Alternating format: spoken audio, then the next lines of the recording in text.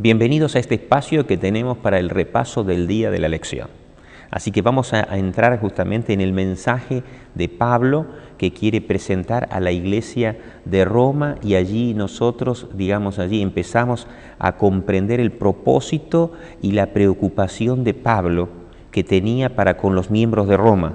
Y entonces hay algo maravilloso de cómo muestra Pablo ese sentir. Muchas veces hablamos de los salmos, porque en los salmos allí como que hay una radiografía, ¿cierto?, de la parte interna del poeta, expresando sus sentimientos, sus sensaciones. Y entonces aquí Pablo presenta lo mismo, presenta allí en Romanos capítulo 15, verso 23, si tú me acompañas, verso 20, si tú me acompañas, presenta el objetivo que él tenía y podríamos decir aquello que lo motivaba.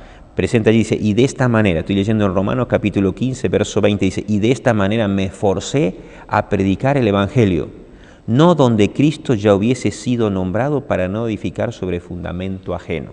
Es decir, el toque personal que se presenta allí en la carta de Pablo, en la preocupación de Pablo, era que Pablo deseaba ir a lugares donde el mensaje no había sido presentado nunca, donde las personas no sabían del cristianismo, donde las personas no sabían, ¿cierto?, de ese mensaje. Y entonces presenta allí, ¿cierto?, a los romanos le dice, en esa carta le dice, miren, estoy con el deseo de ir a verlos, no solamente de escribirles, sino estoy con el deseo de ir a verlos, pero ¿saben qué?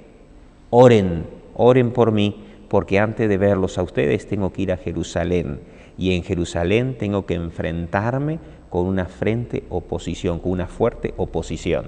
Así que allí le pide en la carta a los hermanos de Roma que oren por él, porque él iba a tener que enfrentarse allí a los judíos que estaban allí hostigando al cristianismo en Jerusalén. Y entonces ese cometido, ese propósito que Pablo tenía, se va a presentar.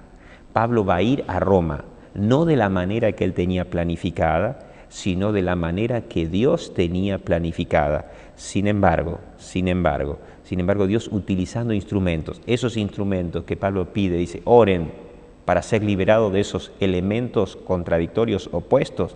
Dios utiliza esos elementos para que Pablo alcance ese objetivo que tenía, de predicar a aquellas personas que todavía no habían escuchado el mensaje de Dios.